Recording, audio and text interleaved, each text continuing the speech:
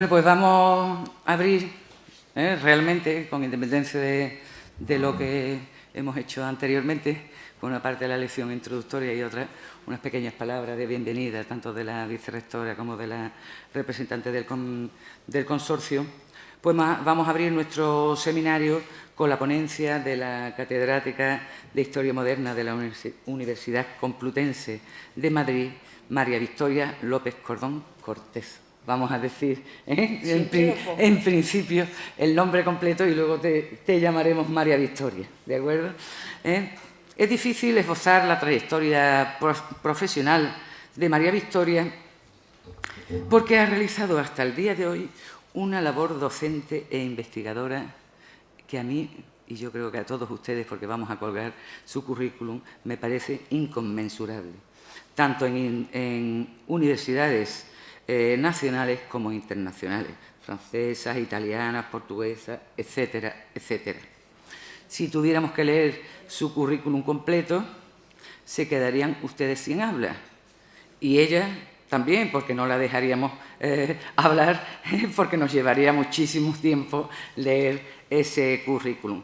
Por tanto, yo creo que lo más eficaz que vamos a hacer para que sea, en cierto modo, un poquito más flexible y ameno, en vez de leer todo ese inconmensurable currículum, es hacerle una pequeña entrevista, si no te importa.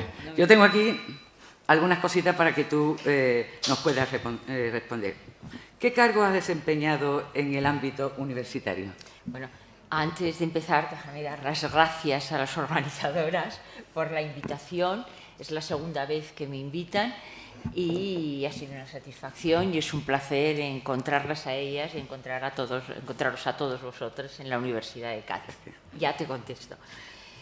Bueno, yo llevo muchísimos años en la universidad, ha sido mi único trabajo, en un momento en que se entraba relativamente pronto, porque pertenezco a esas generaciones que coincidieron con el boom del alumnado, con lo cual quiere decir que llevo 40 años prácticamente,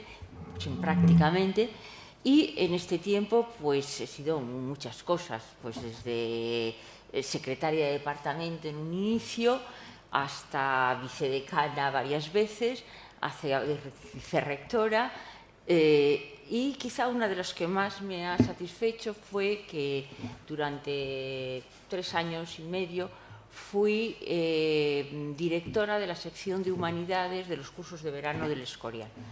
Y entonces, digamos, si todos los cargos siempre son agridulces, pues esto fue muy satisfactorio por las oportunidades que tuve de conocer a gente interesantísima y no solo de mi especialidad. Muy bien, muchas gracias. Bueno, según he leído en el currículum y en otras partes del currículum, pues me ando por internet porque ahí a través de Google y tal se averiguan muchas cosas. Creo que tiene varios premios nacionales. Bueno, varios no, pero siempre los tengo en participación. El primero que tuve y que me hizo, bueno, no es valor para mí, sino en conjunto con quien lo tenía, fue por mi participación en un tomo de la historia de España de la colección Menéndez y Pidal que dirigía el que ha sido mi maestro, el profesor José María Jover Zamora. Entonces, bueno, pues por la relación y lo que yo aprendí de mi maestro, profesor Jover, y por lo que sé que significó para él retomar esa obra, pues digamos, me gustó. Y después también he tenido un premio Pardo y Bazán por mis trabajos sobre la historia de las mujeres. Bueno, y te has implicado ya fuera del ámbito universitario o en conexión, pero fuera del ámbito universitario te has implicado activamente en proyectos divulgativos y de impulso de estudios históricos, como por ejemplo tu etapa de directora de la revista Cuaderno de Historia Moderna. Bueno, sí, yo creo que todas las revistas universitarias tienen una vida aciaga, casi siempre por falta de recursos, y realmente pues fueron muchos años, casi fueron 9, y bueno, pues es un trabajo muy bonito el de la dirección de una revista donde también se aprende muchísimo, precisamente por los complicaciones no solo intelectuales, sino técnicas y económicas que trae consigo. Pero has presidido también alguna organización. Sí. Por eso te decía un poco como actividad. Bueno, yo pienso que un profesor universitario tiene muchas facetas, digamos, ¿no? Y facetas cara al público. Quizá lo más reciente y que a mí me ha satisfecho mucho, yo soy de San Sebastián, soy de la otra punta, pues me han nombrado miembro de la Sociedad Vascongada Amigos del País, que para una 18ista pues tiene mucho mérito, y ahí tuve en el Palacio del Conde de Peña Florida, en Azcoitia, los 2-3 últimos años, la oportunidad de organizar unos cursos de extensión, vamos a decir así, que por el lugar, la significación, pues mi condición de guipuzcoana que vive en Madrid, pues me ha satisfecho especialmente. Sí. Tú, bueno, eres profesora de la Universidad Complutense, pero ciertamente has sido profesora invitada de otras muchas universidades. Bueno, yo creo que las personas de mi generación, y quizá lo vais a ver en la exposición, por edad, cosa que no pasa a la gente más joven, siempre tuvimos una preocupación muy importante, que era demostrar que no éramos diferentes, ni como españolas ni como mujeres. Y yo creo que en ese demostrar que no somos diferentes está el salir fuera. El salir fuera y decir, si ustedes lo hacen y son británicas, yo también lo puedo hacer y no peor. Yo creo que esta especie de apuesta, decir no soy diferente, valgo lo mismo, pues es algo que es un problema de edad. Ahora no es necesario estas afirmaciones. Cuando yo salía fuera, sí, porque ustedes fíjense lo que supone para una vasca salir fuera y que la gente le hablará de las sevillanas y de los toros. Pues yo me ponía enferma, no porque me parezcan mal esas actividades, sino porque me parecía que mi país era mucho más plural y mucho más rico que una visión estereotipada. Muy bien. Mira, yo la verdad es que he leído y me he tenido que leer varias veces tu currículum, pero da un poco vértigo ver la cantidad de comunicaciones, ponencias que has preparado desde 1988 para intervenir en congresos, jornadas, coloquios, seminarios. He comprobado, después de la lectura de toda esta cantidad de trabajos, que en 2002 participaste en el coloquio internacional La Bahía de Cádiz y la Europa Atlántica en tiempos de Trafalgar. Y eso a mí me parece que muestra, en cierto modo, un particular interés por nuestra tierra. Hombre, vuelvo a decir, yo trabajo en el siglo XVIII, entonces me tiene que gustar Cádiz. Y efectivamente eso fue un coloquio muy agradable, muy simbólico también. Yo nunca había estado, digamos, en el Cabo de Trafalgar, ahí fuimos, muy significativo, porque creo también que somos el único país donde celebramos las derrotas, pero a pesar de todo, pues fue bonito, lo hicimos con franceses, ingleses y españoles. ¿Y guardas algún recuerdo especial de alguna de estas intervenciones que hemos hablado, de estas comunicaciones? Bueno, yo he citado esta porque bueno, está muy relacionada con mi tierra y otras también, pero ¿alguna en especial? Pues bueno, yo creo que tengo un recuerdo muy especial de la primera vez que yo estuve en Toulouse, hace muchísimo tiempo, en la universidad, y donde hablé de historia de España ante un público formado en gran parte por hijos desfilados españoles. Saben ustedes que Toulouse es un reducto, ¿no?, de migración española, y esto pues era recién empezada la transición. Incluso yo me alojaba en un hotel donde los dueños eran viejos anarquistas y la hija se llamaba Libertad. Pues eso tenía una especial significación. Bueno, ahora vamos a centrarnos en tu labor investigadora. ¿Qué temáticas han ocupado más tu interés? Bueno, yo no soy una... Que es un amplio espectro el que has tocado, ¿no? Pero... Yo no soy una investigadora pura de historia de las mujeres, no. Es decir, mi trayectoria empezó por unos ámbitos muy distintos y nunca los he abandonado. Es decir, yo soy historiadora. y como historiadora pues he tratado varios ámbitos. Digamos, mi primera y si quieren mi tesis doctoral fue sobre historia intelectual y fue sobre relaciones internacionales, es un ámbito que yo he desarrollado bastante. Después yo he trabajado en historia sociocultural y luego he trabajado pues, en historia de las mujeres o historia de género. Siempre me ha parecido que no son ámbitos incompatibles. Es decir, incluso cuando uno está trabajando en lo que parece más alejado teóricamente, digamos, pues la historia diplomática o la historia de las relaciones internacionales, pues yo creo que cuando uno tiene una concepción global de la historia, incluso se encuentra a las mujeres en sitios y en situaciones muy destacadas. Y yo creo que esta interdisciplinidad de alguna manera, porque cada ámbito de estudio tiene sus métodos, pero también esta curiosidad pues ayuda a algo que me parece fundamental, que es a conectar y a encontrar por todas partes los sujetos históricos, de cualquiera que sea su sexo.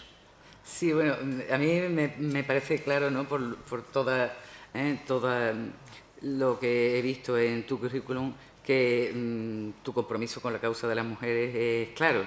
Por ejemplo, a mí me ha llamado positivamente la atención que en 1999 colaboraste en una publicación con un sugestivo título, Poder femenino e interpretación historiográfica.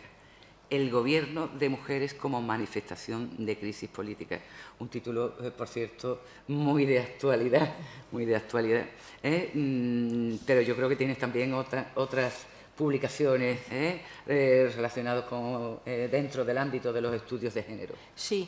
Bueno, yo dentro del ámbito del estudio del género me han interesado aspectos que podríamos llamar de historia sociocultural, es decir, todo el tema formativo de la propia historia intelectual de las mujeres, que me parece que es un ámbito muy poco desarrollado en España.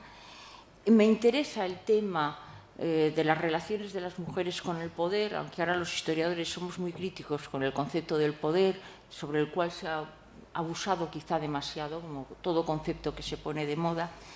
Y, bueno, yo pienso que la historia en gran medida es historiografía y en este artículo que se refería pues, a algo no contemporáneo, sino a la regencia de doña Mariana de Austria, bueno, pues digamos lo que yo quise señalar es en qué medida las interpretaciones historiográficas positivas o negativas nos alejan del sujeto historiográfico y cómo la visión o la manera de ver el gobierno de las mujeres forma parte de lo que podríamos llamar la mitología femenina posterior.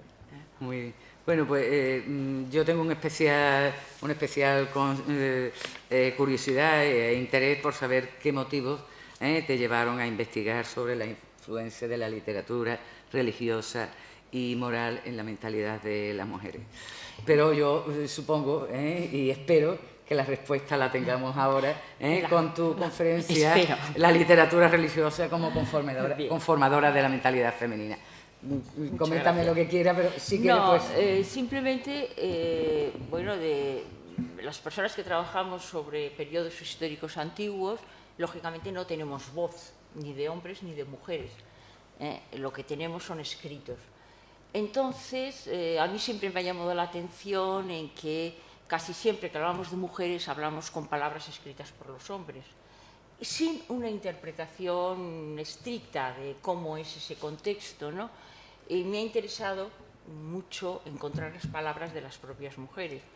Y luego también me ha interesado, de alguna manera, pues ver cuáles son los presupuestos intelectuales que conforman el pensamiento de un individuo, sea hombre y mujer, porque en algunos casos encontramos elementos diferenciales, pero en muchos casos encontramos elementos comunes, es decir, las diferencias están más en las palabras que en la conformación mental que está detrás de estas palabras. Y creo que desde el punto de vista del análisis histórico pues es importante. Muy bien, muchas gracias por responder a estas preguntas y bueno, ya tienes tú la palabra para comenzar tu conferencia. toca iniciar, debo decir que no es fácil el tema, que de alguna manera yo no elegí, me lo propuso Teresa y bueno, pues lo acepté gustosamente. ¿Y por qué no es fácil? Porque, claro, hablar de, digamos, religiosidad, hablar de moral, hablar de mentalidad, son conceptos que nos remiten siempre a un tiempo largo. Y al mismo tiempo, digamos, ascribir estos conceptos a un periodo corto, es decir, relacionarlos con unos años, no con el año 1812, pero sí con un ciclo histórico relativamente determinado, incluso ampliándolo, que podríamos movernos entre 1780, 1820, 1825, pues resulta de alguna manera especialmente complicado. Entonces, yo no voy a hablar de la Constitución de Cádiz y la literatura religiosa y moral. ¿Por qué? Porque lo que quiero subrayarles es que lo que en Cádiz se hace es lo que se venía haciendo unos años antes. Y lo que Cádiz se hace es también lo que se irá haciendo unos años después. Por lo tanto, cuando hablamos de mentalidad, pues tenemos, de alguna manera, que enfocar de manera abierta, porque la mentalidad no se cambia ni en un año, ni en 2, ni en 10, ni en más tiempo tampoco. Bueno, estos 6 puntos son los que yo pretendo... María Victoria, me vas a disculpar porque yo sí, prefiero escucharte perfecto. desde ahí para mirarte no hay de ningún frente. problema, y además si no, no ves.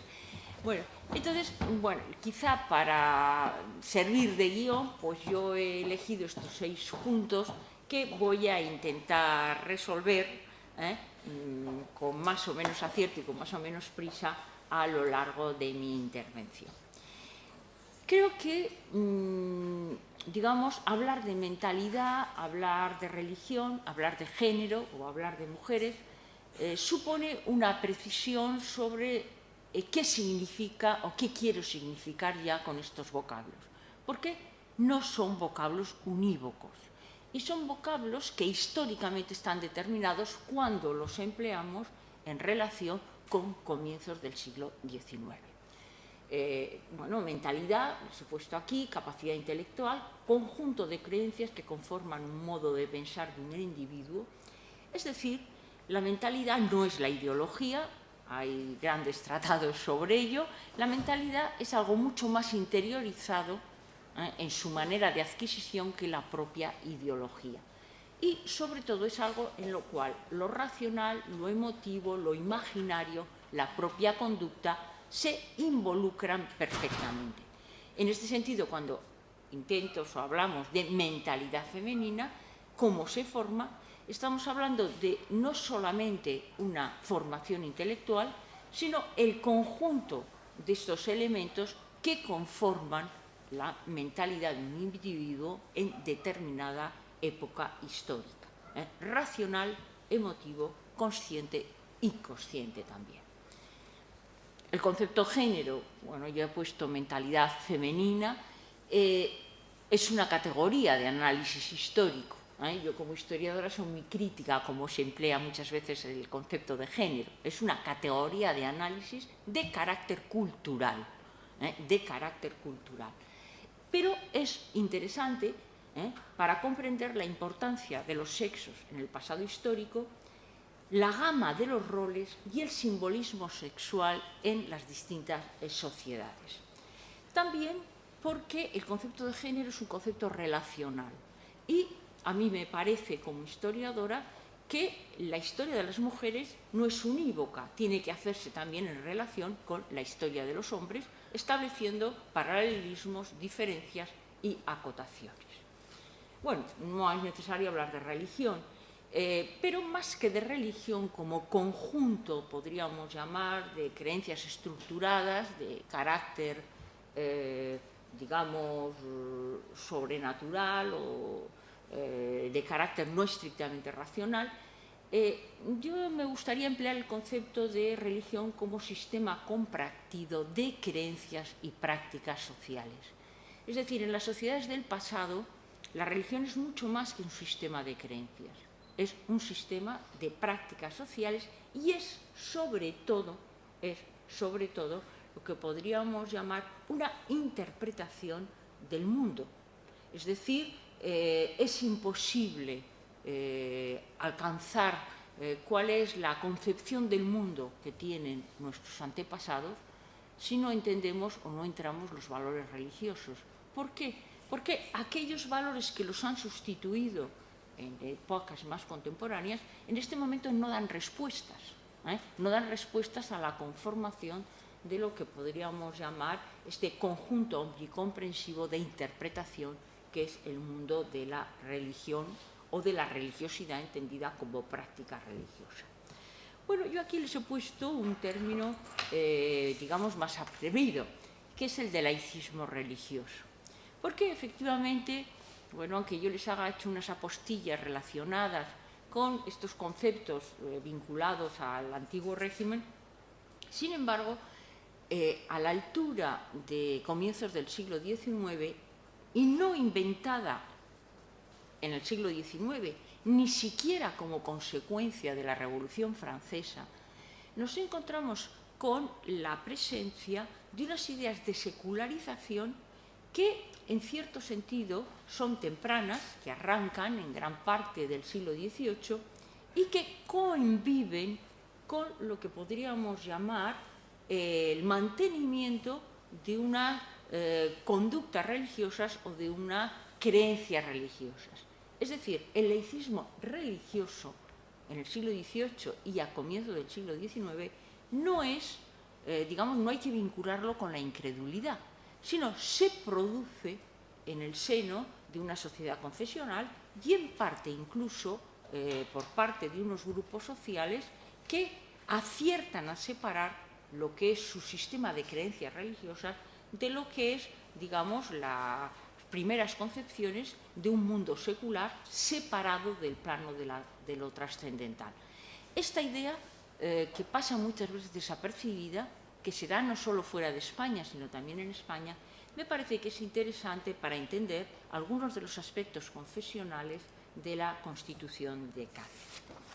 Bueno, pero diríamos, en relación con todas estas cuestiones, a mí me parece que sería importante establecer tres cuestiones. Se ha hablado de mentalidad, pues habría que hablar cuál es la capacidad intelectual, cuál es el conjunto de creencias que conforman el modo de pensar y de actuar de una mujer en la transición entre el viejo y el nuevo régimen y en qué medida estas creencias, de dónde se toman, para hablar luego de la fuente que voy a desarrollar. También es interesante establecer qué supone el sexo como variable específica de la mentalidad. Bueno, yo diría que desde una perspectiva esencialista, pues diríamos sí, el sexo es una variable diferencial de la mentalidad. Desde una perspectiva histórica, el problema es más complejo. No digo que no haya variaciones, sí que los hay, pero las relaciones son más complejas, porque, en definitiva, las construcciones mentales, que tienen mucho que ver con el sistema de Pader, son compartidas y la propia confrontación con las ideas dominantes se opera casi siempre desde componentes muy similares. Es decir, si nosotros queremos conocer la mentalidad femenina, tenemos que conocer cuál es la mentalidad de su tiempo, porque incluso en la diferencia se operan con categorías intelectuales que proceden del acervo común de estas categorías y que efectivamente pues, son vanoniles. Respecto a la religión, les decía que hablamos de religión, hablamos de cosmovisión y les insisto, difícil de alcanzar por otras vías. Y después ya me parece que hay que establecer otro elemento muy unido con respecto a la idea de secularización o de cristianismo, laicismo cristiano, y es la idea de que moral y religiosidad no son realidades unívocas a finales del antiguo régimen, sino son realidades que se comparten, porque la religión se traduce en categorías morales y la moralidad secular que se opera adopta categorías religiosas. Por lo tanto, estamos ante una relación sin duda compleja. Bueno, ¿cómo traducimos estas cosas con vistas, muy brevemente, a la propia realidad de la España de Cádiz o la España que, digamos, pone en marcha la primera constitución del reino como tal? Bueno, si ustedes se dan cuenta, sobre la Constitución de Cádiz hay tres aspectos que convienen especialmente al tema que yo voy a desarrollar. Desde luego la Constitución política y, desde luego, lo que podríamos llamar el capítulo segundo del título segundo, donde establece la confesionalidad. Bien, establece la confesionalidad y, por lo tanto, estamos ante un tema que nos interesa. En segundo lugar, hay otra cuestión que nos interesa también, luego lo veremos, que es digamos, el título referido a la educación, porque en la educación aparece comprendida la educación de las mujeres. Si hablamos de mentalidad, la mentalidad, digamos, es un proceso intelectual y, por lo tanto, la educación juega un papel muy importante. Y, en tercer lugar, aunque yo no lo voy a desarrollar, sí es interesante que en la Constitución de Cádiz se vuelve al orden tradicional de la sucesión a la corona, es decir, se abole la ley sálica, y por lo tanto se restaura, digamos, el orden sucesorio castellano, en el cual el varón tiene preferencia a la mujer en el orden sucesorio, pero la corona puede pasar o puede transmitirse por vías femeninas. Estos tres aspectos, de alguna manera, tienen una significación especial.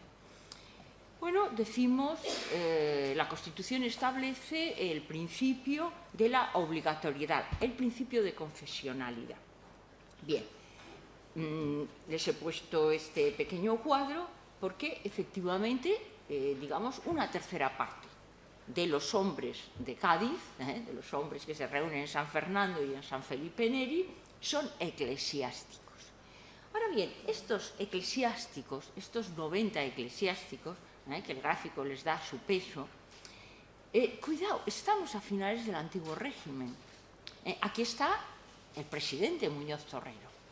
Aquí hay liberales conspicuos de cualquier otro plano. Es decir, la situación de eclesiástico no prefigura lo que podríamos llamar la ideología de los componentes de este sector. Desde luego que aquí está el obispo orense, que aquí están algunos de los defensores o de la Inquisición o del sistema, podríamos llamar, del antiguo régimen estricto. Pero aquí hay conspicuos liberales, cuidado, aquí hay conspicuos liberales. Y esto tenemos que tenerlo en cuenta para entender el sentido de la declaración, digamos, de confesionalidad de las Cortes de Cádiz. Fíjense, una declaración de confesionalidad que es, de alguna manera, compulsiva, no solo la proclama, sino que prohíbe, y en la cual, digamos, los liberales doceañistas que aceptan, se discute, pero aceptan esta declaración, moderados o radicales, operan como lo que podríamos denominar católicos reformistas, que no pretenden destruir la Iglesia, sino acomodarla a un sistema liberal. Acomodarla teniendo en cuenta, en lo que supone esta declaración taxativa, de que es todo el pueblo español el que se ve afectado por esta declaración de confesionalidad. Bueno, esta declaración de confesionalidad es muy interesante, ha sido muy trabajada, los colegas de Derecho pues lo saben bien. Por un lado, porque en la más excelsa de las constituciones liberales españolas pues se declara un principio de intolerancia religiosa, está prohibida cualquier otra religión.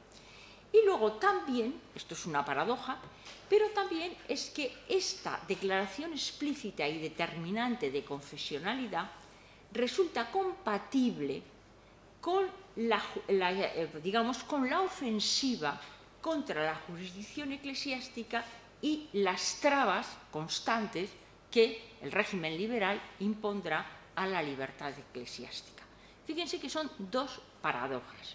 Es decir, estos liberales se muestran más regalistas al viejo estilo que propiamente liberales. y realmente están influidos fundamentalmente por las ideas de una iglesia de Estado, que son las que en buena parte ponen en marcha los ilustrados del siglo XVIII. Es decir, aquí hay, para entender esta declaración de confesionalidad, es necesario ver una trayectoria de las relaciones muy malas entre la Iglesia y el Estado en el siglo XVIII y la compatibilidad entre la confesionalidad e incluso la represión religiosa a través de la Inquisición, de las cuales vaya a hablar, y sin embargo la ruptura de relaciones con Roma y la ofensiva contra lo que podríamos llamar la jurisdicción eclesiástica y la libertad eclesiástica en el seno de la sociedad política. Estas dos paradojas son interesantes para entender el sentido de este principio. También me parece interesante señalar otra cosa.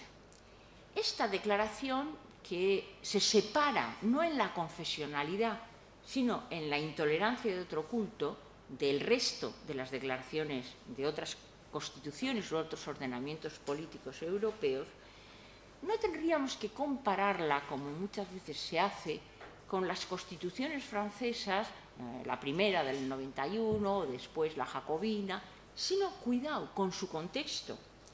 Tendríamos que compararla con la situación de Europa a partir de 1799, a partir del golpe de Estado del primer cónsul de Napoleón y a partir de la firma del concordato de Napoleón con el pontífice Pío VII, en virtud del cual se restablece el culto en Francia. Es decir, aquí de nuevo se juega el anacronismo. No es el contexto de la Constitución del año 91 ni del año 93, es el contexto del concordato de 1801 firmado por Napoleón y del Código Napoleónico de 1807, el que es el, digamos, paralelo a nuestra Constitución del 12. Bueno, fíjense que la firma del concordato por Napoleón levantó oposición en Francia, pero no podríamos llamar por los sectores radicales o republicanos. La mayor oposición que levantó en Francia se derivó de los clérigos juramentados, es decir, de aquellos sectores, aquellos clérigos o aquellos católicos que habían aceptado el juramento y el reconocimiento de la nueva situación política francesa y de la constitución civil del clero, entre ellos el famoso abate Gregoire. Es decir, la oposición al concordato no se hace por los sectores radicales, se hacen por sectores de carácter confesional en la propia Francia, en un movimiento que tiene mucha influencia en España, porque en España la constitución civil del clero francés tiene muchísima influencia. Y piensen ustedes que en el Código Napoleónico, donde se mantiene, sin embargo, la libertad de cultos, pero sí, digamos, la confesionalidad de la mayor parte de los franceses de la catolicidad, hay una relación explícita, sobre todo en el apartado, en el título dedicado a las personas, a el sacrificio de la doncella de Orleans, Juana de Arco, como elemento definitorio de la nación francesa. Es decir, no solo las potencias legitimistas, naturales aliadas de los hombres de Cádiz, por su oposición a Francia, sino en la propia Francia y en los estados nacidos de la Revolución Francesa, a comienzo del siglo XIX, hay un avance de lo que podríamos llamar el reconocimiento de la libertad de cultos, pero también de la confesionalidad de los estados. Bueno, otro aspecto, decíamos, voy más deprisa porque si no voy a ir muy mal. El título 9 de la Constitución, al establecer que se enseñará a los niños a leer y escribir y a contar, y el catecismo de la religión católica, da forma efectiva a lo que podríamos llamar este principio. Y me interesa este artículo 366, me parece que lo tengo por aquí, este artículo 366 por dos cosas. Porque emplea el genérico niños y niñas, habla de niños, pero se entiende para niñas, y entiende también el catecismo de la religión católica. Esto quiere decir que digamos, el catecismo tal y como era, tal y como lo será después, constituye un elemento muy importante desde el punto de vista de la conformación colectiva. ¿Por qué? Por su propio sistema de aprendizaje, por la propia extensión, digamos, y la obligatoriedad de aprenderlo, y podríamos decir así porque tiene un carácter también omnicomprensivo, es decir, el catecismo en su simpleza, recuerden que es el método que se adoptará después desde el punto de vista del adoctrinamiento político, por su simpleza, constituye un elemento fundamental de la conformación de muchas generaciones. Bueno, esta que se ve muy bien simplemente es el título de la corona. Bien, un contexto.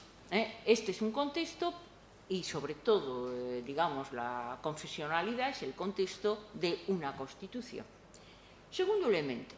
Sobre este contexto, si queremos hablar de las formas de pensar de las mujeres de este momento y de las que nacen de este momento, tendremos que ver cuál es su posición cultural, porque el acceso a la cultura, digamos, tiene que ver mucho con la mentalidad. ¿Por qué? Porque el acceso a la cultura establece elementos de crítica y también el acceso a la cultura presupone la captación de imágenes, valores, estereotipos y formas de comportamiento. Bueno, digamos, estas imágenes que les voy a pasar, puedo prescindir de comentarlas y puedo resumir este punto realmente en 3 palabras. Es decir, hasta 1808, de 1808 y mucho después, prácticamente hasta el siglo XX, digamos, la alfabetización se cumple siempre en 3 elementos. Es mayoritariamente o fundamentalmente varonil, es decir, las mujeres siempre están en iguales grupos sociales menos alfabetizadas que los hombres. En segundo lugar, la alfabetización es siempre un elemento de carácter urbano, es decir, la alfabetización en las ciudades es muy superior a la alfabetización en el campo, es decir, en los amplios, digamos, márgenes de analfabetismo no coinciden con las ciudades, donde la alfabetización es mayoritaria. Coincide en que un país mayoritariamente rural, en el alfabetismo fundamentalmente está en el campo, y en tercer lugar, la alfabetización tiene mucho que ver con el grupo social y con la actividad. Es decir, al menos hasta mediados del siglo XIX, piensen ustedes que la alfabetización es considerada como una ciencia útil. Es decir, la alfabetización empieza a formar parte de lo que podríamos llamar la cultura. Pero ustedes se sorprenderían de cuántos ilustrados de finales del siglo XVIII, incluso de cuántos liberales de comienzos del siglo XIX, consideran que la alfabetización en ciertos sectores sociales es inútil, no aporta para nada. Por lo tanto, esta idea de que es útil es fundamental para entender lo que podríamos llamar esta diferenciación social de la alfabetización. Evidentemente, una dama noble necesita ser alfabetizada y en el siglo XVIII, aunque haya pasado a nosotros como la polémica de la educación de las mujeres, una dama de la nobleza sabe leer y escribir. ¿Por qué? Porque es útil para su vida social, pero no de distinta manera. Evidentemente, ustedes piensen, un noble en el siglo XVI no necesita para nada saber leer y escribir, hay muchos nobles analfabetos, un noble en el siglo XVIII, desde luego, no solo necesita saber y escribir, necesita una formación profesional y universitaria como tal. De manera que cuando encontramos los grupos sociales, siempre nos encontramos que hay un pequeño retroceso, en algún caso un gran retroceso en otros, respecto a estos grupos sociales y sus mujeres correspondientes, esposas, hermanas e hijas. ¿Cómo lo sabemos? Por los archivos de protocolos y las firmas. Cuando encontramos en un testamento o en un documento la firma del varón, la firma normalmente es una firma mucho más firme, vaya a la redundancia. Muchas veces a su lado está la firma de la mujer, que es una firma con una grafía, digamos, más imperfecta o en algunos casos con un trazo menos firme. Aquí establecemos unos distintos niveles de comercialización. En Madrid, los comerciantes, quitando, digamos, los sectores más bajos, están alfabetizados, desde luego en Cádiz, que representan los niveles de la nobleza y de la burguesía, Y respecto al artesanado, depende de la actividad. Depende de la actividad, pero nunca tenemos que olvidar que la alfabetización fundamentalmente está en función de la utilidad. Y ahí está la importancia de la alfabetización femenina. Será cuando se considere de alguna manera útil. Claro, la alfabetización no siempre está unida a la escolarización. La escolarización, a pesar de los esfuerzos de los años 80 por la implantación de colegios de primeras letras y de escuelas patrióticas para mujeres, pues como ven ustedes en el censo de Godoy, es una alfabetización muy pequeña, donde el número de niñas, digamos, escolarizadas en escuelas de primeras letras, pues es sensiblemente una cuarta, menos de una cuarta, casi una cuarta parte menos que la de niños. Y lo mismo ocurre con el caso de los niños y de las niñas que están en colegios. Bueno, ni uno ni otro significa que solo hubiera 4.500 niños o 2.700 niñas en escuelas. ¿Por qué?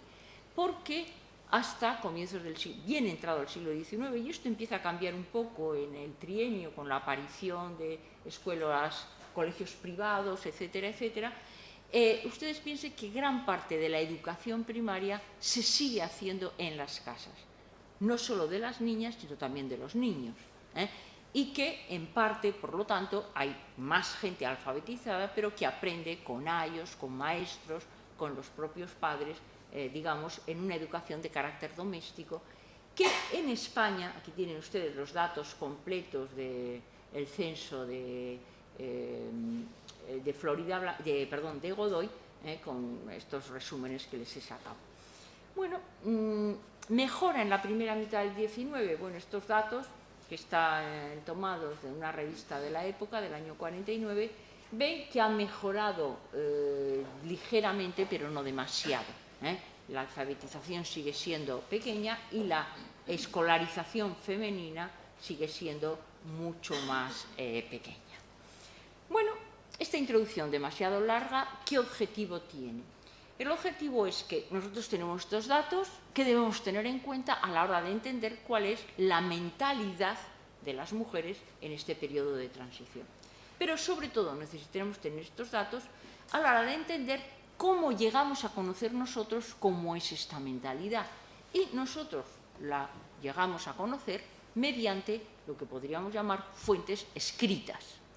Fuentes escritas de muy distinto tipo.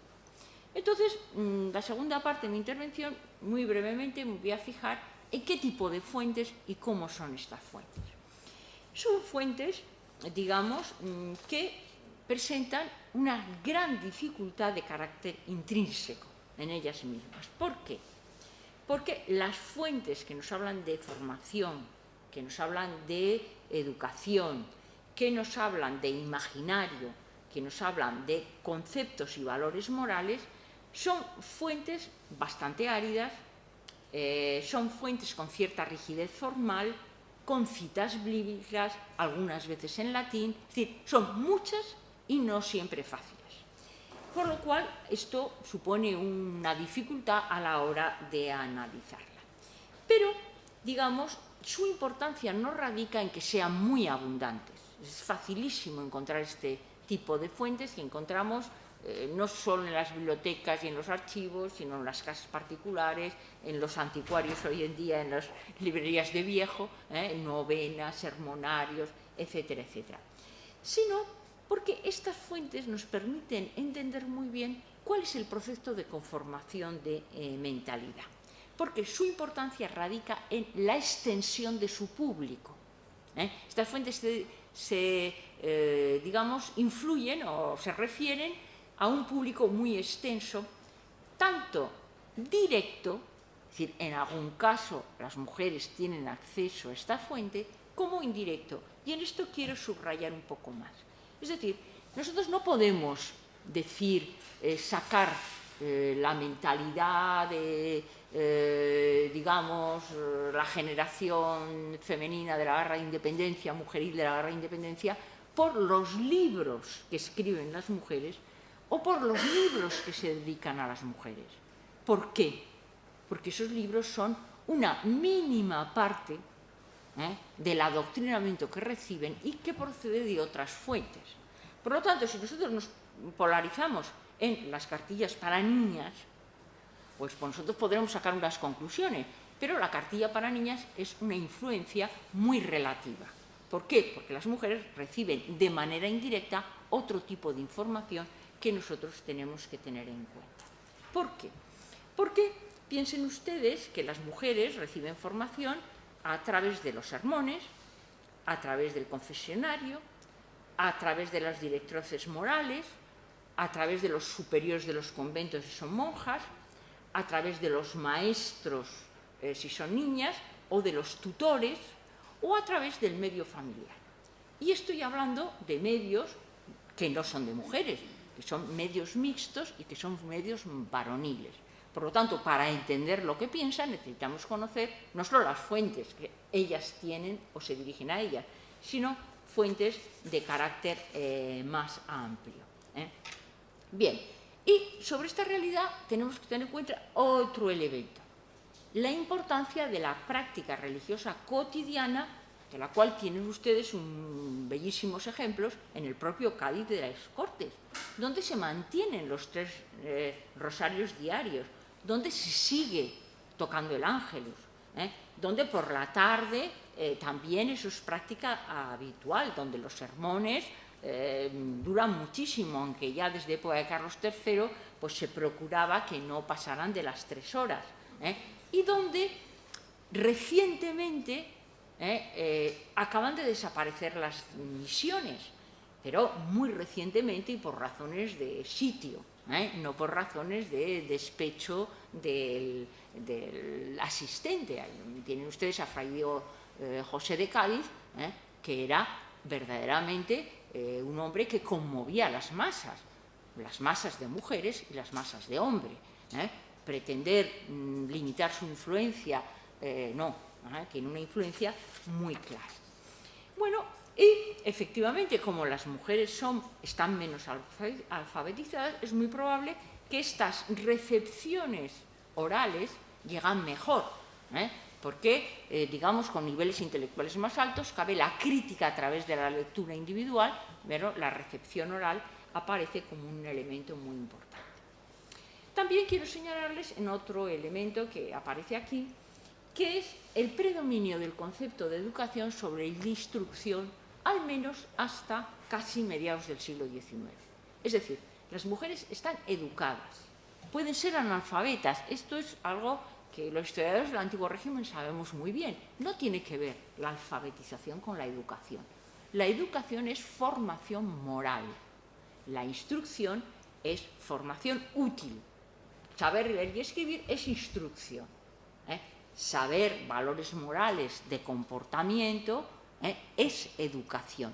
Y esto, el hecho de que en la formación de las mujeres, de las niñas, predomine el concepto de educación sobre el concepto de instrucción, es muy importante. Predominan los valores morales, aunque no es exclusivamente de las mujeres.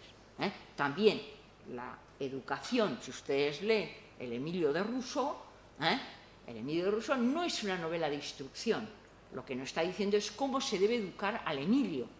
Y al educar al Emilio nos está diciendo qué valores morales tiene que tener el Emilio, no si tiene que saber ciencias, matemáticas o determinadas cuestiones.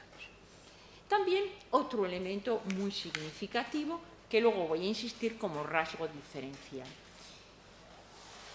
En el siglo XVIII, el descubrimiento del papel educador de la madre, siempre se había descubierto el papel educador de la madre, pero es la Ilustración la que subraya la importancia del papel educador de la madre, y es de manos de este descubrimiento del papel educador de la madre como aparece lo que podríamos llamar, o se subraya, la importancia de la educación femenina. Y esto da lugar a un mayor adoctrinamiento de las mujeres. Los ilustrados como los liberales tienen un razonamiento muy claro: si tenemos que tener ciudadanos, debemos formar a las madres. Debemos formar a las madres en unos valores y en unos comportamientos que no estén pegados a, digamos, una moral incompatible con el nuevo sistema político, diríamos, en el caso de los liberales. Y esta importancia del crecimiento, del adoctrinamiento de las mujeres, es curioso porque en el siglo XVIII no parte de los sectores eclesiásticos, parte de los sectores civiles. Es decir, los ilustrados son los grandes descubridores de las funciones educativas de las mujeres, pero su forma de llevarlo a la práctica es demasiado selectiva, mientras que desde el mundo eclesiástico se entiende perfectamente el valor de este adoctrinamiento y del valor de la formación cristiana de las madres con respecto a las nuevas generaciones. Esto es un proceso, fíjense que es relativamente nuevo. ¿Por qué? Porque parte de la pastoral o de la doctrinal del barroco, por ejemplo, no insiste en el valor educativo de las madres, al revés. Se dice, hay que sacar a los niños pronto de las madres. ¿Por qué? Porque las madres es un horror, son incultas, les transmiten prácticas supersticiosas, no les transmiten, digamos, valores propios del momento.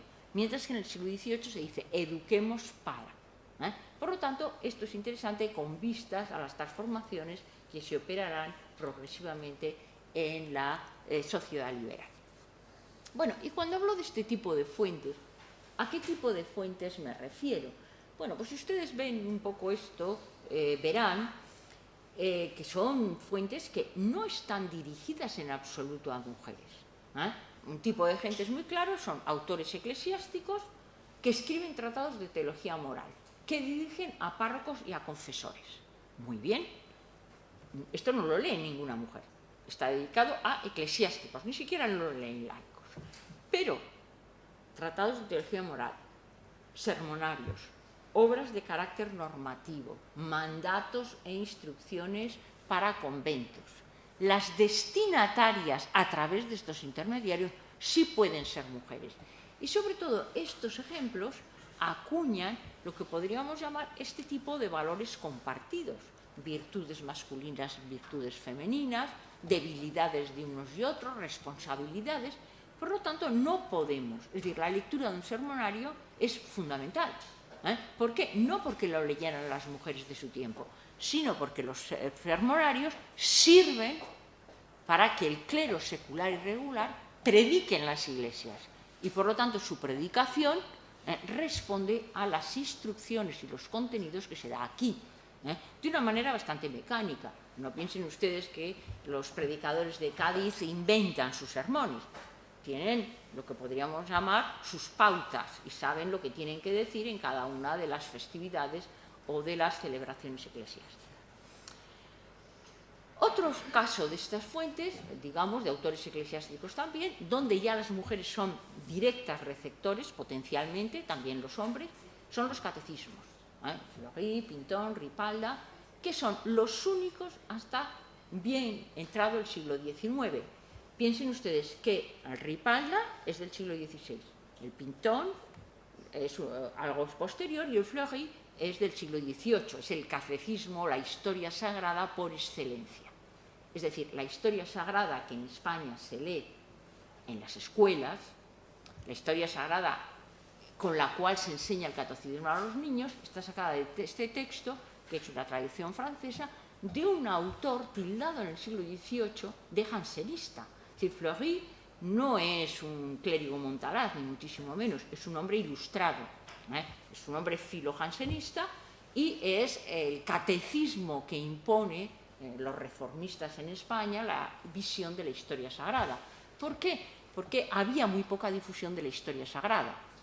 Entonces, si nuestras antepasadas a comienzos del siglo XX, del siglo XIX, saben cuál es la historia de Sara, cuál es la historia de Judith, cuál es la historia de Esther, quiénes son los macabeos, esto lo saben a través del relato de historia sagrada de Fleury.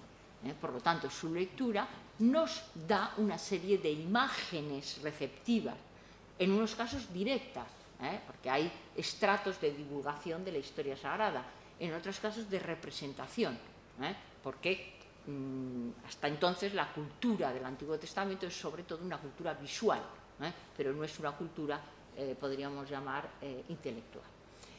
Bueno, también Unido a esto están lo que podríamos llamar los devocionarios, los libros de oraciones. Fíjense, mientras los catecismos no son diferenciales por sexo, el mismo catecismo estudia un niño que una niña, y habrá que llegar a finales del XIX y al XX para que haya catecismos distintos. No los hay en el siglo XVIII, los textos y las historias sagradas son iguales. En cambio, sí en los devocionarios hay una diferencia muy importante por sexo. En el tipo de oración, algunos casos específicas, y en algún caso en los devocionarios que contemplan determinados ejemplos. Es decir, ¿por qué sabemos que un devocionario es de mujer o no de hombre? En algunos casos son mixtos.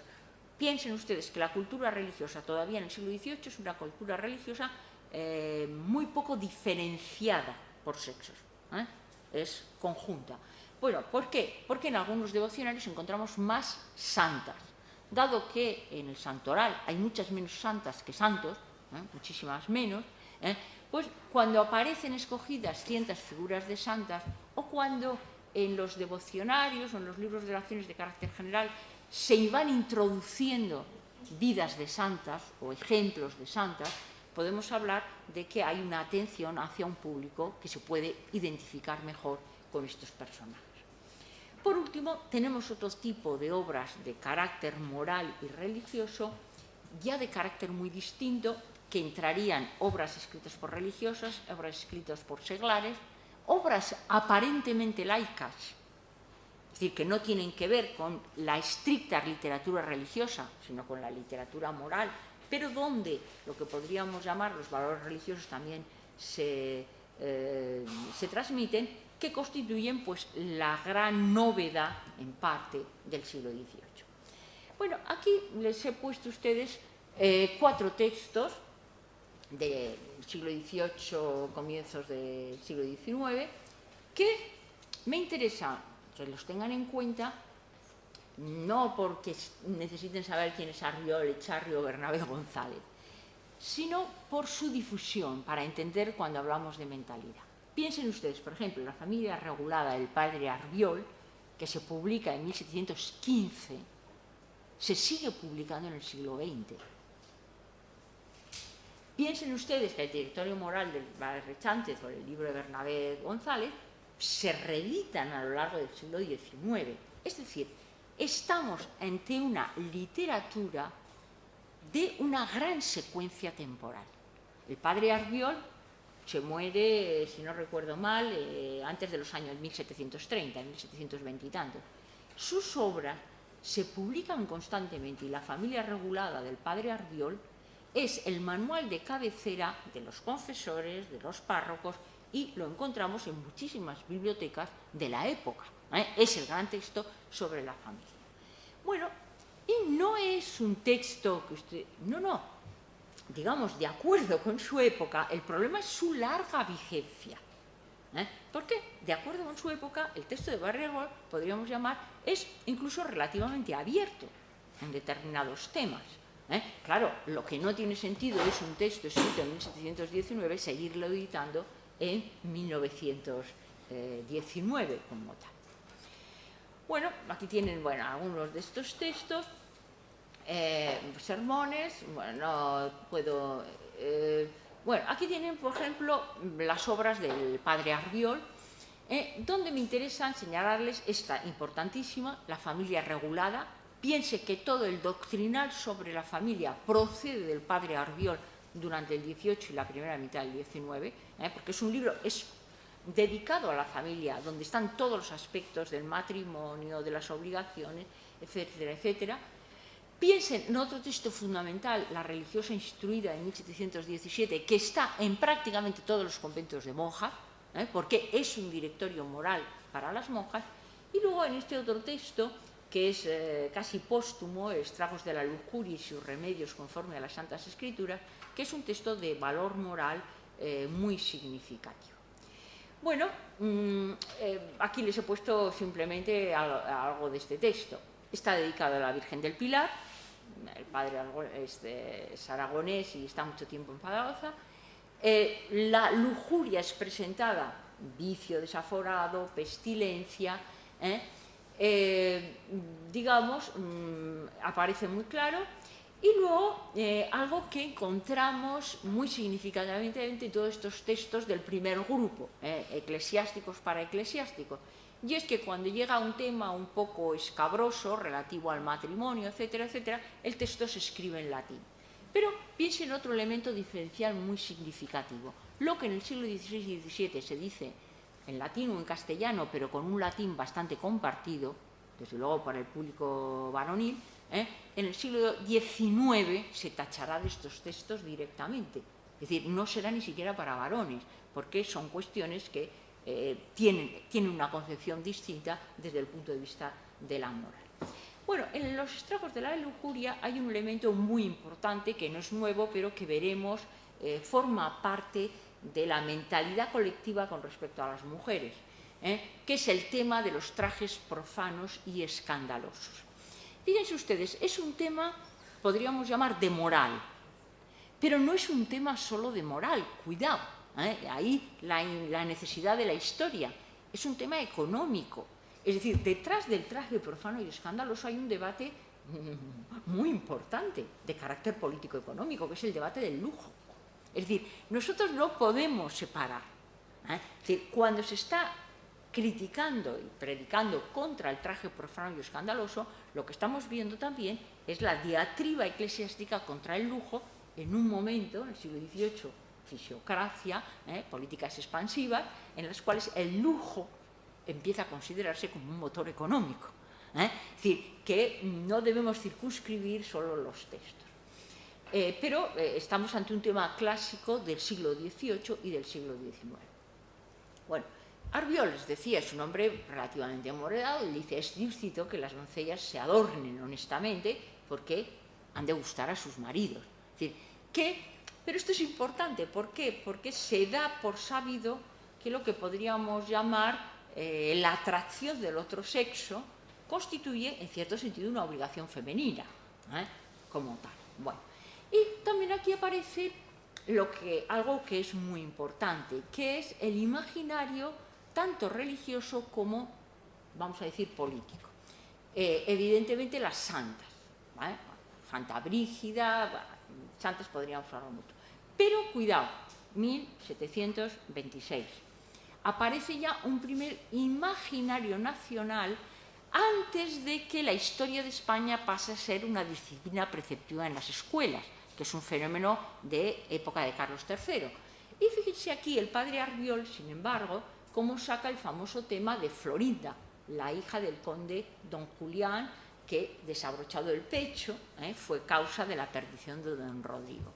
Fíjense, la figura de Florinda forma parte, como la de don Rodrigo, del imaginario de los españoles. No es, digamos, un imaginario religioso, pero sí tiene una categoría moral, porque no es Rodrigo el pobre no ha hecho más que caer en la tentación, el modelo de Adán y Eva, ante, digamos, la osadía de Florinda, y será un debate académico, si existió la tal Florinda o no existió. Bueno, ya en el siglo XVIII, digamos, aparecen otros ejemplos, por ejemplo, los avisos, instrucciones y advertencia a los confesores, libro para religiosos, pero para religiosos que también tienen que predicar a mujeres. Pues el padre Bernabé González necesita meter ejemplos de mujeres. ¿Por qué? Porque estos hombres van a hablar a monjas o van a hablar a mujeres. Y de los 5 ejemplos, vean ustedes la diferencia, es decir, la predicación se dirige todavía a los hombres no se han retirado, ni mucho menos, de las iglesias. Les he puesto aquí menos un ejemplo o un pecado femenino como es el maldecir. Al parecer las mujeres eran muy mal habladas y maldecían con bastante asiduidad, es un elemento que aparece en todos, pero fíjense que la maldición es un pecado activo, supone blasfemar, maldecir, mientras que el resto de los pecados son pasivos. Las mujeres no hacen, no intervienen, dejan hacer, se dejan seducir, y aquí, en 1828, encontramos ya una especie de elemento de cambio de comportamiento que es causa de un cambio de mentalidad y más que nada provoca un cambio de mentalidad. Es decir, frente a la pecadora activa que es la figura de la mujer barroca. La mujer es la que incita al hombre, la que le seduce, etc. Los pobres varones son un poco apocaos en este sentido. En el siglo XIX encontramos el modelo distinto. Las mujeres se dejan seducir, son incapaces de decir que no, no tienen fuerzas. Aquí hay un cambio en el imaginario colectivo y hay un cambio también en la mentalidad de varones y mujeres. De nuevo la moda, pero fíjense cómo han cambiado las modas. Ya no es el lujo, ya no es la basquiña, es el ajustador o el corsé. La gran diatriba de la moral en el siglo XIX. En el siglo XVIII no llevan corsé, son modas mucho más desenfadadas, en cierto sentido. Bueno, como les quiero dar una secuencia temporal, todo esto lo encontramos ya en mitad del siglo XIX clarísimamente en las obras del padre Claret, que tienen una enorme difusión y que, como les decía antes, su difusión no está tanto en la época en que él vive como confesor de Isabel II y, bueno, figura muy discutida, sino, digamos, en que, mire usted, en 1981, perdón, esto es y a finales del 19, se siguen reeditando sus obras. Y también ven ustedes cómo ya aparece aquí algo que no hemos visto en ninguna de estas obras anteriores, ¿no? Porque yo, quitando el manual para las religiosas del padre Arbiol, no hay obras de este carácter específica para mujeres. Sí las hay ya en la segunda mitad del 19. Instrucción que debe tener una mujer para desempeñar la misión que el Todopoderoso le ha confiado. Esto es un fenómeno característico de una época posterior a la de las Cortes de Cádiz. No hay esta instrucción tan diferenciada. Bueno, aquí tendríamos otras obras. Aquí tenemos ejemplos de catecismos, el catecismo del padre Fleury, y aquí, bueno, pues tienen ustedes la versión del siglo XVIII del famoso catecismo del Ripalda, que es el gran catecismo que, bueno, pues, que ha llegado hasta prácticamente el Concilio Vaticano II, el texto de Ripalda. Claro, piensen que hay otro elemento muy interesante en estos catecismos, por eso el supuesto muy interesante, y es que frente a lo que es el catecismo, las ediciones de los catecismos, por ejemplo, del 17, que son textos, son cartillas, preguntas y respuestas, en el siglo XVIII estos catecismos en algún caso van acompañados de imágenes, van acompañados de un tratamiento que ilustra enormemente el catecismo. Bueno, estos son ejemplos de... Claro, piensen ustedes que hasta prácticamente 1830 hay imprentas eclesiásticas. Desde luego, en la Guerra de Independencia no podríamos entender la publicística sin las imprentas eclesiásticas, con lo cual la producción de novenas, de estampas, etcétera, etcétera, pues es muy clara. Bueno, no he podido buscarles muchas imágenes de santas, pero sí quiero señalarles que hay dos elementos muy significativos en el siglo XVIII. Los cambios de la apariencia en la representación de Santa María Magdalena. Piensen ustedes, por ejemplo, las María Magdalenas de la escultura del barroco o incluso de Ribera a comienzos del XVII, la dulcificación de María Magdalena y, en cambio, pues una devoción muy popular y muy popular en Andalucía, como es el caso de la Divina Pastora, que es una devoción típicamente dieciochesca. Aquí encontramos un cambio también devocional. Bueno, y aquí tienen otro elemento muy importante, no solo San Felipe de Neri y no solo confesionalidad y no solo el día de San José con la Constitución, también lo que podríamos llamar el que se retome en 1812 la causa perdida del patronazgo de Santa Teresa, que es un proceso abierto en el siglo XVII que los padres de Cádiz retomarán y harán público en 1812. De ahí que la declaración, digamos, de confesionalidad está dentro de un imaginario religioso compartido y, digamos, muy vigente en este momento. Bueno, pero quiero, ya en la última parte de mi intervención, centrarme en otro tipo de obras. obras morales de contenido religioso, no escritas por eclesiásticos o no solo por eclesiásticos, y podríamos llamar obras sí que son leídas por mujeres, o al menos contadas a mujeres, pero que tienen una faceta de lo que podríamos llamar divulgación. Y este tipo de obras de divulgación o de modelos morales, algunas podríamos llamar laicas, pero cuidado, el contenido moral de las obras denominadas seculares o de autores laicos es muy similar, pues yo aquí les he puesto como dos prototipos interesantes para entender, de la misma manera que les decía que la confesionalidad no es una isla en la Europa de 1812, tampoco estos criterios, estos valores morales son una isla. ¿Por qué? Porque buena parte de las obras de divulgación de contenido moral y formativo que circulan por la España de la segunda mitad del XVIII y de comienzo del siglo XIX son traducciones. Es decir, la gran novedad del siglo XVIII es la traducción, el impacto de la traducción y la circulación.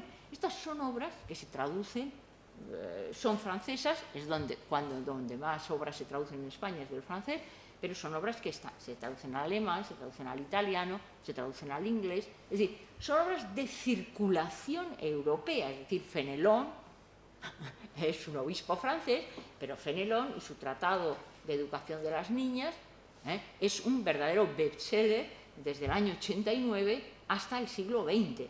Pasa un poco como pasa con Juan Luis Vives o como pasa con Fray Luis de León, que son lecturas atemporales. Bien, bueno, pues la Escuela de Mujeres o la Educación de las Niñas, he puesto la edición original, porque Fenelón muere a comienzos del 18, sin embargo, en España se traduce bastante tarde, se traduce en el año 70, luego tendrá muchas traducciones y es una lectura constante.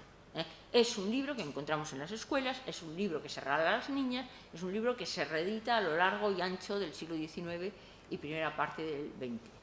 Que, claro, ahí lo mismo que les decía, en el año 89 es un libro, podríamos llamar, muy abierto, favorable a la educación de las mujeres, que tiene problemas porque Fenelón es un jansenista.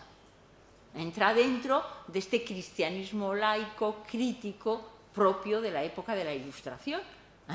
Claro, un siglo más tarde no tiene sentido, podríamos decir así.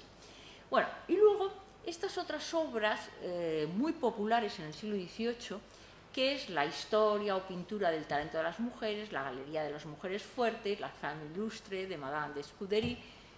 Estas son un poquito anterior a las fechas de las traducciones, estas se traducen en el 18, es que no he encontrado la ficha, pero es una obra de finales del siglo XVII, pero que tienen mucha importancia. ¿Por qué?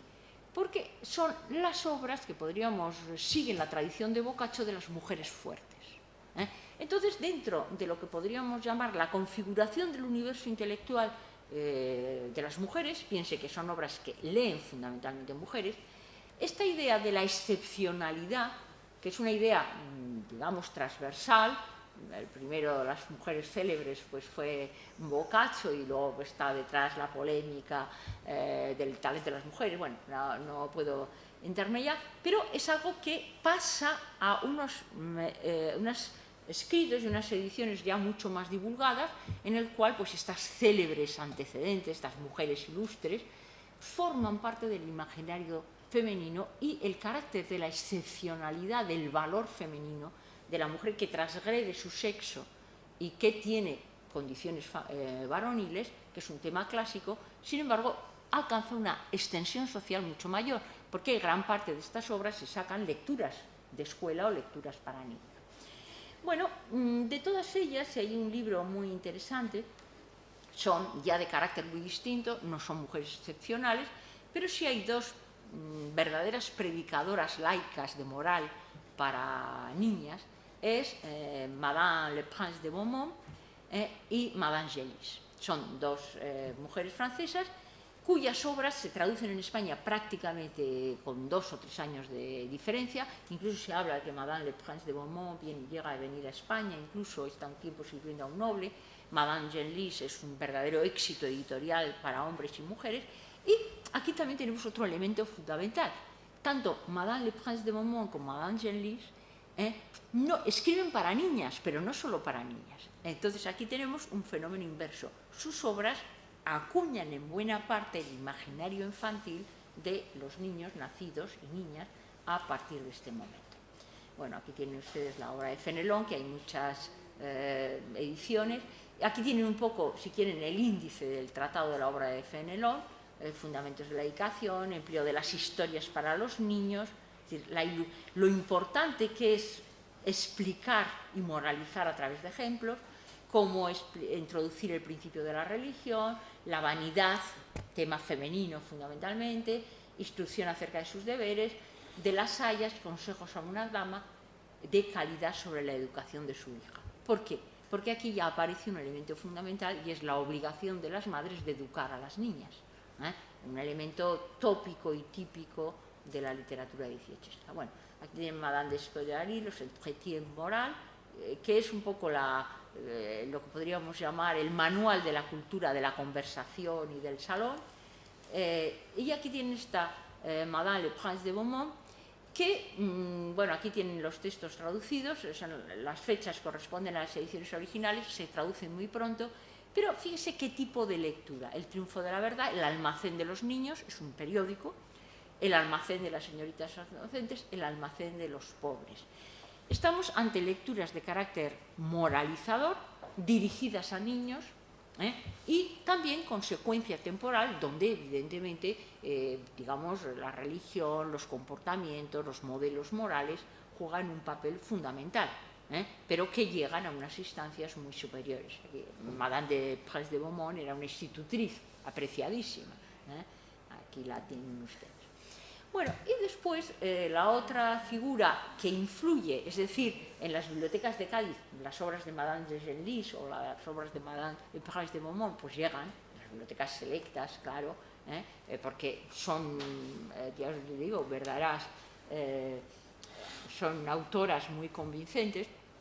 Madame de Genlis es un personaje muy interesante, tiene una vida muy, pues es un poco, no es Madame de Staël, pero está con Luis XVI, con Napoleón, contra Napoleón, bueno, con la Restauración, es una mujer muy activa políticamente, como tal, y bueno, esta mujer tiene sobre todo una novela que se llama Las veladas de la Quinta, o Adela y Teodoro, que es una novela moral que, y aquí tienen ustedes otro elemento muy importante, retoma la literatura, lo que podríamos llamar epistolar, que constituye un género pedagógico en el cual el autor por excelencia es el Emilio de Rousseau, o después o la Nueva Eloísa, es decir, una literatura epistolar donde el consejo moral o las directrices educativas se dan o bien a través de la correspondencia, o aquí, como veré el título, las conversaciones que en una quinta tiene una aya con sus discípulas, con sus antiguas discípulas, es decir, estamos ante una cultura escrita, pero que es una cultura de transmisión oral. Esto es muy importante en el antiguo régimen porque tengan en cuenta que con estos índices de analfabetismo y la circulación de los libros, que es pequeña todavía, la literatura está escrita para ser leída en alto. Esto es una... Yo no soy filóloga, pero esto nuestros compañeros de la literatura lo saben bien. Hasta el siglo XX la literatura está escrita pensando que sea leída en alto. Y esto hace que la literatura, digamos, anteriores a nuestra literatura, no digamos anteriores al ordenador, tenga otro carácter. Cervantes sabía que le iban a leer en alto, no solo en la soledad, como lo sabían todos los grandes clásicos del momento. Bueno, pero fíjense en esta literatura amable, como también aparecen formas de sociabilidad que se convierten en formas morales. Bueno, el Gil Blas es una de las obras más difundidas en toda Europa, es una obra de un autor francés, es una ficción de una novela picaresca española. En España la encontrarán ustedes en cualquier librería de viejo, hay Gil Blas, porque en número de ediciones, pero es lo que podríamos llamar la moralidad de la sociabilidad. Es decir, moralidad y comportamiento aparecen bastante originales. Bien, y yo quiero terminar con unas obras de otro carácter, ya españolas, hemos visto traducciones, son obras que circulan, pero yo les he elegido, digamos, unas obras que tienen un gran impacto en la mentalidad colectiva en relación con el tema de la percepción de las mujeres, la lectura de las mujeres, la toma de ejemplos con vistas a la divulgación, etcétera, etcétera. La primera obra es la memoria de las reyes católicas del famoso padre Flores, Agustino, autor de la España Sagrada, que, digamos, en el año 60 decide escribir un libro de historia sobre las reinas de España. Y él dice, ¿por qué? Dice, bueno, ¿por qué? Porque él se ha dado cuenta que por toda Europa están circulando los elogios y las vidas de las reinas de otros países y las reinas españolas, que son tan excelentes, no tienen difusión. Es decir, estamos ante una obra de propaganda que lo dedica Isabel Farnesio, en ese momento en el interregno entre Fernando VI y Carlos III, y el padre Flores dice, vamos a ver, es que nosotros no tenemos reinas, claro que tenemos reinas, pero hay que divulgarlas. Entonces es una obra interesantísima, no porque se leyera, porque son 2 volúmenes, tienen grabados, sino por 2 cosas. El padre Flores reivindica no solo las reinas, podríamos llamar legítimas, sino lo que él llama las amigas de los reyes, es decir, las mujeres que tuvieron descendencia regia, pero que no eran esposas legítimas. En segundo lugar, las ilustra, porque dice, bueno, es que no vale decir que doña Urraca hizo eso, es que el público quiere saber cómo era doña Urraca. No tenemos retratos de doña Urraca, pero sí podemos acercar a doña Urraca al público mediante la investigación del vestido, de la moda del momento. Es decir, estamos ante una obra de carácter científico, ilustrada. Todas las reinas van con sus retratos, lógicamente retratos inventados, pero donde el padre Flores procura adaptarlas a las exigencias de vestuario de la época. Y otro elemento muy importante, el padre Flores hace esto, que es una obra de alta divulgación, vamos a decirlo, no es la obra suya como es la España Sagrada, porque dice, es que sin saber las reinas o las amigas de los reyes, tenemos grandes confusiones en la historia general. Entonces dice, es que hay que saber las reinas porque si no, no sabemos de quién es hijo Fernando III, y si no, no sabemos, digamos, a quién pertenecen los derechos sucesorios, y si no, no sabemos, es decir, supone la reflexión por parte de un historiador crítico, un historiador, que las mujeres deben formar parte de la historia. No solo porque algunas fueran ilustres, como algunas lo son, sino porque constituyen una pieza fundamental dentro de la historia genealógica e incluso de la periodización del proceso. Y, claro, a partir de este momento tiene un prototipo de obra de la cual los libros de lectura, los libros de ejemplos se nutrirán desde el punto de vista de la búsqueda de este tipo de modelos. Y no puedo detenerme en ello, pero sí les diré para que vean ustedes la diferencia entre el siglo XVIII y XIX. Obviamente hay 2 reinas españolas o 3 muy importantes. Doña Urraca, no nada modélica, podríamos decir así, pero una gran reina, lo dice Flores. Doña Berenguela, que es el litigio entre España y Francia sobre si doña Berenguela es mayor o menor de doña Blanca, y Isabel la Católica, que no es presentada como santa.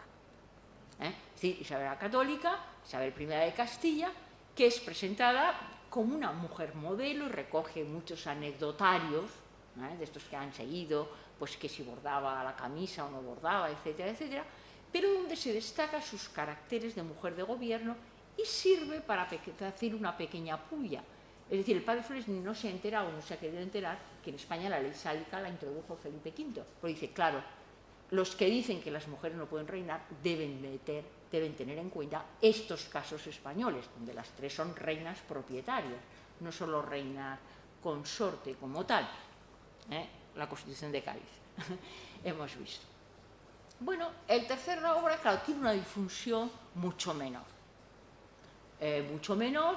No en su época, sino sí posterior, que es el famoso discurso sobre la educación física y moral de las mujeres de Josefa Mary Borbón, escrito en 1790. Bueno, pero merece tenerlo en cuenta, no solo porque ella en su momento es una mujer de gran influencia en el tema de las sociedades económicas, bueno, no puedo entretenerme con eso, sino porque, digamos, miren ustedes cómo se llama, educación física y moral. Es decir, es verdad que Josefa Mar dice, pues las niñas deben aprender francés, deben aprender ciencias, deben aprender economía doméstica, deben aprender historia, es decir, nos da una planta de lo que deben aprender. Pero no es la instrucción lo que le preocupa. Lo que le preocupa es digamos, la formación moral de las mujeres a través de la curiosidad intelectual y a través del descubrimiento de su propia capacidad. Estamos viendo una dimensión moral, las mujeres deben ser religiosas, pero ¿cómo? Una religiosidad no de superstición, nos dice. Una religión filocansenista, en fin, reformada, como tal. Pero también aquí nos sirve mucho, desde el punto de vista de las fuentes, bueno, pues ustedes me disculparán, pero yo soy historiadora, otro elemento. Claro, ¿influye en las mujeres el discurso sobre la educación física y moral de las mujeres? Muy poco, porque doña Josefa, en quien está pensando cuando escribe, es en los hombres. Porque son los hombres los que hacen las leyes sobre la educación y porque son los hombres los que conforman el círculo, digamos, académico en el cual, de alguna manera, doña Josefa se ha incorporado. Es decir, les presento una paradoja. Estos escritos varoniles tan sesudos y dificultosos llegan a las mujeres porque llegan a través de un camino descendente, a través de la predicación o el confesionario, y muchos de estos escritos excelentes de las mujeres, ellas los piensan para hombres. ¿Por qué? No porque no los dirijan a las mujeres, ella se dirige, escribo este libro para las señoras, como tantos la literatura del 18 escrita por mujeres, pero a quien tienen que ganar con su lectura es a los varones. Y de hecho, los que discuten sus propuestas no son tanto las mujeres, sino que por la estructura de la sociedad de la época son los propios varones que lo admitan, ¿no? ¿Qué es lo que aporta, sin embargo, su condición de mujer? Algo que también aporta, por ejemplo, en el caso de Madame Genlis o en el caso de otras muchas escritoras de la Ilustración. El descubrimiento de que no es el intelecto, todas parten de que el intelecto no tiene sexo, en la igualdad, es decir, el género humano es razonable y por lo tanto no aceptan discutir si las mujeres son inteligentes o no, lo dan por hecho, porque consideran que no, la propia naturaleza humana los presupone, sino un elemento muy importante. Esto que dice aquí, el premio es el estímulo más universal y poderoso que se conoce para mover nuestras acciones.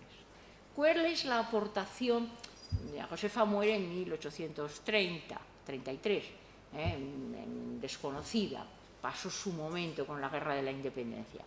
Pero, ¿qué es lo que aportan estas mujeres de la Ilustración de finales del 18 a lo que podríamos llamar el pensamiento de las mujeres, la capacidad intelectual de las mujeres, la capacidad de reflexión? Pues algo muy importante. No es decir que son más inteligentes, no es decir que deben estudiar, es decir que, digamos, se necesita estímulo para promocionarse. Y lo dicen todas ellas, si las mujeres no tienen estímulos, su cultura se queda en ellas mismas, no pueden aspirar a puestos, no pueden ir a la universidad, no pueden merecer, no pueden mejorar. Esta falta de estímulo, digamos, las paraliza. Es decir, la fuerza, el esfuerzo no tiene un resultado. Y este elemento es muy importante para entender lo que podríamos llamar los cambios que se operan en la segunda mitad del siglo XVIII. De un muchacho, desde que empieza la carrera de las letras, tiene fundadas esas esperanzas en conseguir con el tiempo algunos de los tantos destinos como hay en el estado extrañásico y Portugal. Y cuando se conocen que sin saber más que escribir y contar gozan de muy buena renta. Es decir, son capaces de distinguir que por qué ha progresado la alfabetización masculina. Porque los varones se han dado cuenta que sabiendo leer y escribir se promocionan. Dice, ¿qué pasa? ¿Solo son obstáculos que impiden que estudien las niñas? No. Las niñas se dan cuenta que el saber leer y escribir no les supone nada. incluso le supone un hándicap por la crítica o el concepto de bachillera que tanto se utiliza en toda la época. ¿Cuál es su respuesta? Bueno, hacen alguna puya con respecto al sistema imperante, pero sobre todo, digamos, su respuesta es muy realista. Dicen, bueno, ya, pero ¿y el goce que adquieren? Es decir, la comprensión de que el conocimiento y la promoción puede, aunque no tenga finalidad material, constituir un merecimiento por sí mismo. Eso es la aportación, podríamos llamar, que al proceso de transformación de la intelectualidad femenina lo hace el XVII. Bueno, y para terminar, les he puesto esta novela, Eudoxia, hija de Belisario, de don Pedro Montaón, que es la gran novela que debieron leer casi todos los hombres de Cádiz, porque fue un éxito. Esta no es la primera edición es de los años 90, esta es la del 6, pero es una novela que se ha reeditado en nuestro tiempo, pues no sabemos cómo pudo tener tanto éxito, pero son como todas estas novelas del 18, pues muy larga, muy premiosa, es una novela pedagógica. Es el modelo ruso, traducido y explicado. Y bueno, pues Montegón tiene una famosa novela que es Eugenio. Eugenio es el modelo educativo masculino y Eudoxia, que es el modelo educativo femenino.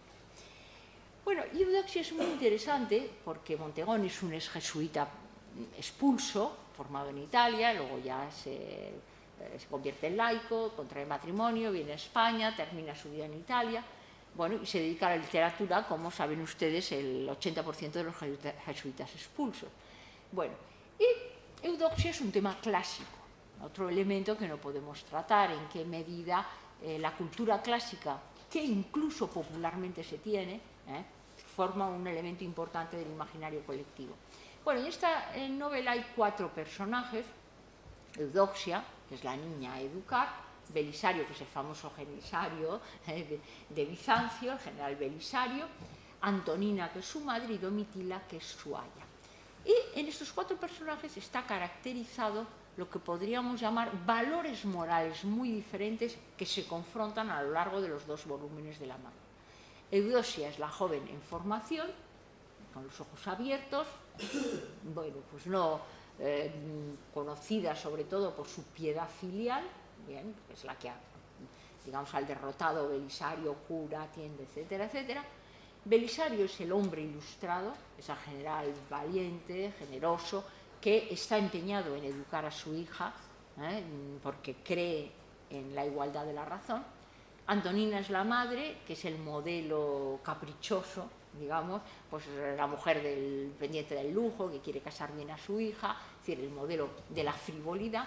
Y Domitilia es el aya, y es el aya por cuya voz corren lo que podríamos llamar gran parte de los consejos morales de lo que debe ser la formación de Eudoxia. De manera que piensen ustedes que en los lectores de esta novela, masculinos, femeninos, en la divulgación de la historia, David tiene un cuadro precioso sobre Eudoxia y Belisario, pues aparece esta idea de que la educación es un elemento complejo donde entran muchas cuestiones, ¿no? Es decir, dice 3 cosas: la labor y la economía, el entendimiento, las ciencias útiles y, desde luego, lo que podríamos llamar la reducción.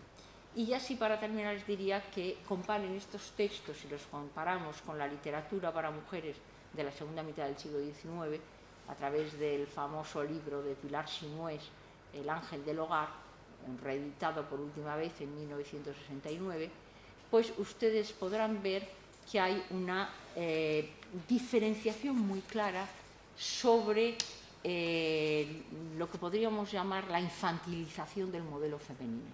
Es decir, del siglo XVIII al siglo XX, la literatura religiosa y moral tiende a infantilizar el modelo de mujer, frente a un modelo que el siglo XVIII ha comenzado con eso, que tiene mucho que ver con los valores burgueses, la transformación de la sociedad, etcétera, pero que es muy interesante.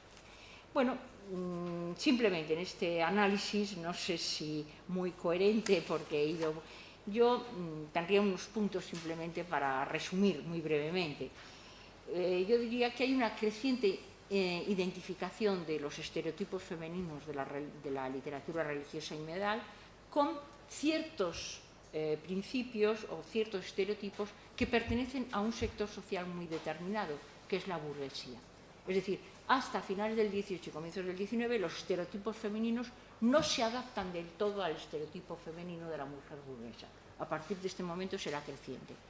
Por otro lado, hay también una intensificación de una visión, según avanzamos en el XIX, negativa del matrimonio, que es infrecuente y podríamos decir incluso impolíticamente correcta en la literatura del siglo XVIII y de las Cortes de Cádiz, donde el matrimonio es una pieza clave de la reforma económica y política, frente a esta idea de que el matrimonio visto de otra manera. También, digamos, esto mismo aparece como una virtud como la virginidad. Fíjense que quitando en la literatura de las monjas, la virginidad, hay una virginidad entendida en términos de honor, bien, pero la virginidad no es un valor en sí mismo. El valor en sí mismo es la mujer que se casa, el matrimonio, frente a esta concepción de la virginidad, que es un valor mucho más del siglo XIX y, por cierto, con cierta relación con influencias puritanas. Hay una creciente desconfianza en la educación femenina, según avanzamos cronológicamente, y sobre todo de la idea de que no debe notarse. Algo vemos en el XVIII en toda la crítica a la bachillera, pero esto se irá intensificando. Y podríamos decir así que hay un elemento fundamental para el tema que a mí me ocupa, es decir, la intensificación de una religiosidad específicamente femenina y en formas diferenciadas de piedad, hasta el punto que la religiosidad y la piedad pasan a convertirse en elementos exclusivamente femeninos. Es decir, cuando nosotros vemos estas fuentes, insisto en todo lo que les decía, no son exclusivamente para mujeres. Cuando nosotros retrocedemos un siglo, nos encontramos que las formas de piedad se dirigen para mujeres. Nadie hace novenas para varones. Las novenas son para mujeres, las formas de religiosidad. Y podríamos decir así, también hay una relativa censura. Es curioso que estos modelos clásicos, como Eudoxia, por ejemplo, del que les he hablado, que son modelos, incluso los modelos que proceden del mundo de la mitología, que están dentro del imaginario de un hombre del barroco y que siguen en el imaginario de un hombre del XVIII, desaparecen en favor de modelos más piadosos, más adaptados a las formas de vida que se irán imponiendo en el cambio social. Con esto no quiero decir que en el antiguo régimen se viviera mejor, no. Lo que quiero decir es que con las premisas de una sociedad evidentemente diferenciada y donde el sistema del poder es masculino, sin embargo, las formas de adoctrinamiento todavía no se han adaptado a lo que podríamos llamar una configuración educativa de los distintos papeles. Bueno, pues muchas gracias.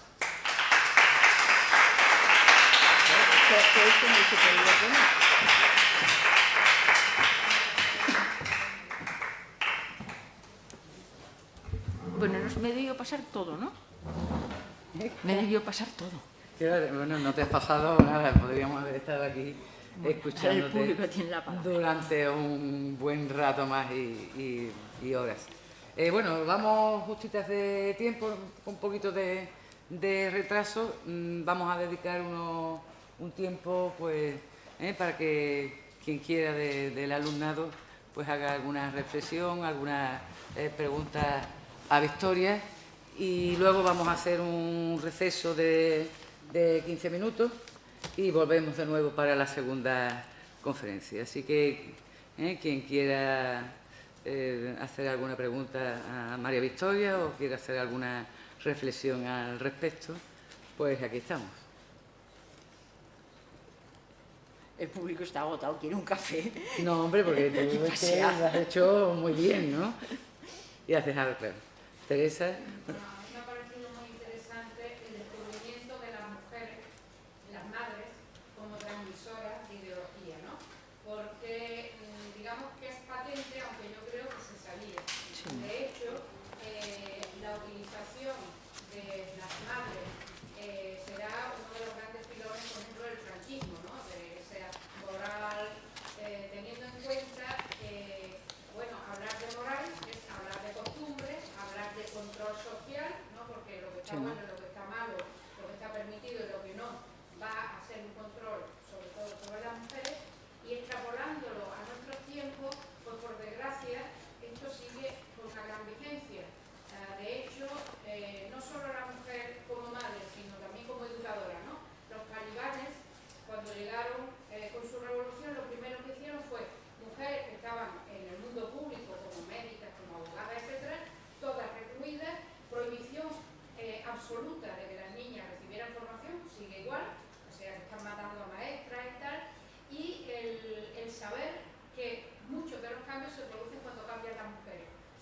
las mujeres cambiamos la mentalidad, cambia la sociedad.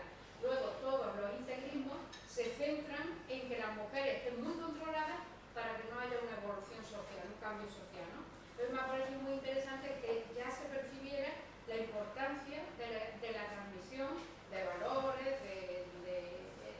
a través de las mujeres, bien como madre o como figura, por ejemplo, en la maestra, ¿no? Me ha parecido una idea muy, muy interesante, muy ilustrativa y sobre todo para ver cómo eso se ha mantenido a lo largo de los siglos. Sí, yo creo que sí. Incluso, yo diría, o sea, es algo que afecta directamente, es decir, la idea de que esto también es una teoría de este tiempo, es decir, se cambia, o sea, la ayuda al desarrollo hoy en día va a las mujeres porque es más efectiva. Pero yo también subrayaría en qué medida la visión de los integrismos respecto a las mujeres no es solo una visión respecto a las mujeres, es una visión omnicomprensiva. Es decir, porque lo que se quiere es mantener un tipo de situación de sociedad tradicional imposible de mantener si las mujeres ocupan otro papel. Es decir, en qué medida las mujeres son de alguna manera una forma del dinamismo social. Parar a las mujeres es parar ese dinamismo social. Es decir, ahí yo creo que es un tema interesantísimo y muy actual, clarísimamente. ¿Alguna otra? Bueno, pues entonces vamos a tener un receso de 15 minutos, son las 11:55. Nos vemos aquí a las 12:10.